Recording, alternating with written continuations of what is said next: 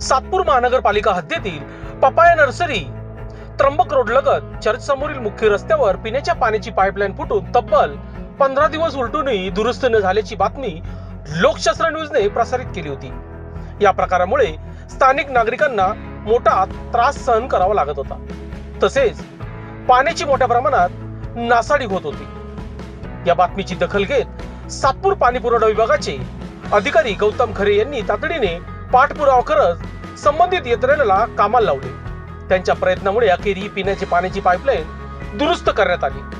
Pipeline दुरुस्त झाल्यामुळे परिसरातील नागरिकांना मोठा दिलासा मिळाला असून त्यांनी गौतम खरे यांचे आभार व्यक्त केले आहेत। तसेच भविष्यात अशा समस्या तात्काळ सोडवाव्यात अशी अपेक्षा नागरिकांनी व्यक्त केली आहे। लोकशास्त्र न्यूज साठी बंटी आढाव, सातपूर।